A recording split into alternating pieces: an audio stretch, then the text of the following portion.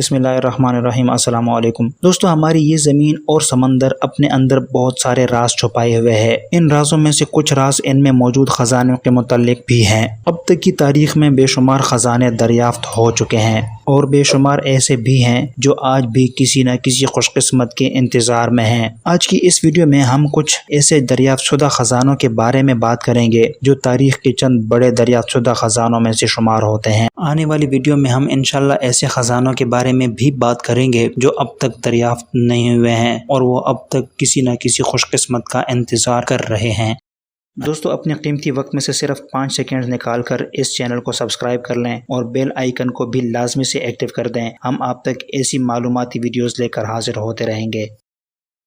Money bread in form. دوستو، Pablo Escobar Colombia کے مشہور ڈرگ لارڈ تھے جن کی سالانہ انکم کئی ممالک کے بجٹ سے بھی زیادہ تھی۔ انہوں نے اپنے بلیک منی ملک کے کئی حصوں میں چھپا دی تھی۔ کولمبیا کی ہی ایک فارمر جنہوں نے اپنی زمین کو کاشت کرنے کے لیے گورنمنٹ سے لون لیا تھا، اپنی زمین کی کھدائی شروع کر دی۔ کھدائی کے دوران انہیں ایک ڈرم بھی نظر آیا۔ جب انہوں نے اس ڈرم کو باہر نکالا تو یہ نوٹوں کی گڈیوں سے بھرا ہوا تھا۔ اسی طرح کی مزید کئی ڈرم بھی انہیں اپنی زمین میں مل گئے۔ دوستو، آپ یہ جان کر حیران ہوں گے کہ ان ڈرمز میں سے نکلنے والی رقم $600 ملین سے بھی زیادہ تھی، جو پاکستانی روپوں میں کئی 100 ارب روپے بنتے ہیں۔ اسی طرح ایسکوبار کا ایک بھتیجا اپنے انکل کے پرانے گھر گیا تو اسے بھی اس کی گھر کی ایک دیوار میں سوراخ نظر آیا جس میں سے لاکھوں ڈالرز کی گڈیاں جھانک رہی تھیں۔ جب اس دیوار کو گرایا گیا تو اس میں انہیں تقریباً $14 ملین مل گئے۔ اس کے علاوہ سونے کی بھی بہت بڑی مقدار وہاں پائی گئی تھی۔ Rare coins in farm house. دوستو، برطانیہ کے 2 کزنز پہلی مرتبہ میٹل ڈیٹیکٹر لے کر خزانہ تلاش کرنے نکلے۔ ان 2 کزنز کے نام کیون ایلوئٹ اور مارٹن ایلوئٹ تھے اور انہوں نے خزانہ ایکسپلور کرنے کی شروعات اپنے باپ دادا کے فارم ہاؤس سے کی۔ ان کے وہم و گمان میں بھی یہ نہیں تھا کہ پہلے ہی دن ان کے ہاتھ بہت بڑا خزانہ لگنے والا ہے۔ جب یہ فارم ہاؤس میں داخل ہوئے تو انہیں زمین پر ایک سکہ نظر آیا۔ جب انہوں نے مزید زمین کی کھدائی کی تو وہاں پر انہیں کئی مٹکے ملے جو کہ سکوں سے بھرے ہوئے تھے۔ ان مٹکوں میں ٹوٹل 9310 سکے موجود تھے، جن میں سے زیادہ تر بہت ہی ریئر تھے۔ انفیکٹ ان میں سے 2 عدد سکے تو اتنے نایاب تھے کہ برطانیہ کی پوری تاریخ میں یہ سکے نہیں دیکھے گئے تھے۔ ان تمام سکوں کے لیے برٹش میوزیم نے $3,55,000 کی آفر کی، جو کہ پاکستانی روپوں میں تقریباً 6 کروڑ روپے بنتے ہیں۔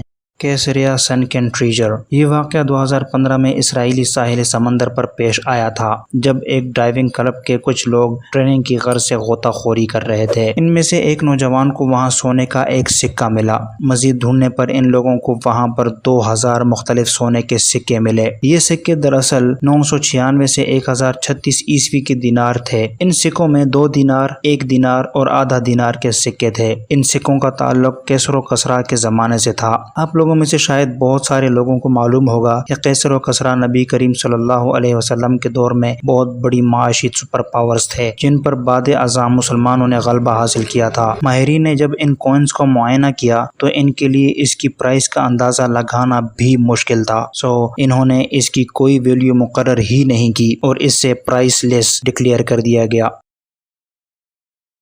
دی سروڈا ٹریجر۔ دوستو، اکثر پرانی عمارتیں صرف کھنڈر ہی نہیں ہوتی بلکہ ان کے نیچے بہت کچھ ایسا بھی ہو سکتا ہے جو کسی کی بھی نسلوں کو سنوار سکتا ہے۔ ایسے ہی کچھ ہوا پولینڈ کے شہر سروڈا سلاسکا میں، جب 1985 سے 1988 میں تعمیر کی جانے والی ایک عمارت کو مسمار کیا جا رہا تھا، تب وہاں پر ان لوگوں کو اس بلڈنگ کی بنیادوں میں بہت بڑا خزانہ ملا۔ یہ خزانہ دراصل 14ویں صدی کے چاندی کے سکے تھے جن کی تعداد 3000 تھی۔ لیکن جیسا کہ آپ جانتے ہیں کہ اس جیسی چیزوں کی ویلیو ان کی دھاتوں کی وجہ سے نہیں بلکہ ان کی تاریخ کی وجہ سے ہوتی ہے۔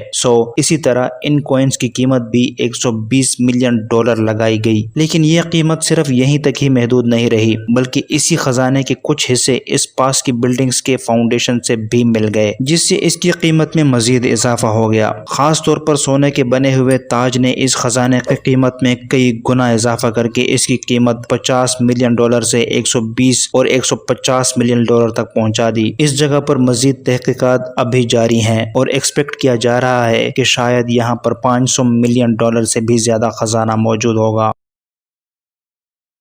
Real pyrite treasure. آپ لوگوں نے بحری قزاقوں کے بارے میں ضرور سنا ہوگا، آسان الفاظ میں انہیں سمندری لٹیرے بھی کہا جاتا ہے۔ ان لٹیروں کی تاریخ بہت پرانی ہے۔ 1717 یعنی کہ 1717 میں ان بحری لٹیروں کا ایک جہاز سمندر میں ڈوب گیا تھا، جس پر لاکھوں کی تعداد میں سونا چاندی اور کوئنز وغیرہ موجود تھے۔ اس جہاز کا نام بلیک سیم بیلامی تھا۔ فوربس میگزین کے مطابق اس جہاز پر 2 لاکھ سے زیادہ ہیرے جواہرات اور سونا وغیرہ ٹکڑوں کی شکل میں موجود تھا، جس کی قیمت آج کے مارکیٹ میں $100 ملین سے بھی زیادہ ہے۔ اس خزانے کو تلاش کرنے والے شخص کا نام بیری کلیفورڈ ہے، جس کے مطابق انہوں نے 1982 سے مختلف نقشوں اور اپنی تحقیقات سے اس ڈوبنے والے جہاز کی ایگزیکٹ لوکیشن کا اندازہ لگا لیا تھا، اور یہ جگہ کیریبین ساحل سمندر سے 115 فٹ دور خشک جگہ پر تھی، جو اس زمانے میں سمندر ہوا کرتا تھا۔ انہوں نے جب اس جگہ کی کھدائی شروع کرائی تو لوگوں نے اسے سنکی سمجھا،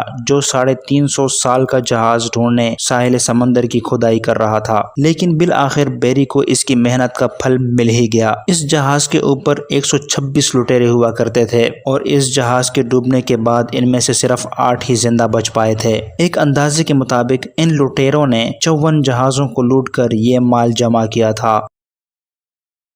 بلیک سوین پروجیکٹ۔ یہ واقعہ 2007 کا ہے، جب امریکہ کی ایک پرائیویٹ فرم اوڈیسی میرین ایکسپلوریشن نے میٹل ڈیٹیکٹرز کی مدد سے سمندر کی کھوج شروع کی۔ دوستو، جیسا کہ نام سے ظاہر ہے کہ یہ فرم صرف سمندر میں ہی کھوج کا کام کرتی ہے، انہوں نے 1804 میں اسپین کی ڈوبی ہوئی فریگیٹ دوس کو ایکسپلور کرنے کا پلان بنایا۔ اس 1804 میں بڑی تعداد میں سونے اور چاندی کے سکے لے کر جا رہی تھی، جب برٹش نیوی کے ساتھ اس کا ٹاکرا ہو گیا اور یہ اس جھڑپ میں تباہ ہو کر ڈوب گئی۔ اس فرم نے دوس میں موجود تمام خزانہ کھوج نکالا تھا، لیکن انہوں نے اس بات کو خفیہ ہی رکھا۔ لیکن جب اسپین کی اتھارٹیز کو خبر ملی تو انہوں نے امریکی سپریم کورٹ میں اس خزانے کی ملکیت کا دعویٰ کر دیا۔ دوستو، ایک عالمی سمندری قانون یہ ہے کہ نان کمرشل استعمال کے لیے کوئی بھی آبدوز یا پھر جہاز اسی ملک کی ہمیشہ سے ملکیت رہے گا جس ملک نے اسے کمیشن یا لائسنس دے رکھا ہو۔ اس لیے $500 ملین کا یہ خزانہ امریکی سپریم کورٹ کے حکم پر اوڈیسی میرین نامی اس فرم نے اسپین کے حوالے کر دیا۔ یہی نہیں بلکہ اس فرم کے اوپر $1 ملین کا جرمانہ بھی لگا دیا، اور حکم دیا کہ یہ بھی اسپین کی حکومت کو ادا کرے، کیونکہ اس نے اسپین کو غلط مقدمے میں پھنسا لیا تھا۔ دوستو، آج تک کے لیے اتنا ہی۔ خوش رہیے، خوش رکھیے۔ اگلی ویڈیو تک کے لیے اجازت دیں۔ اللہ حافظ۔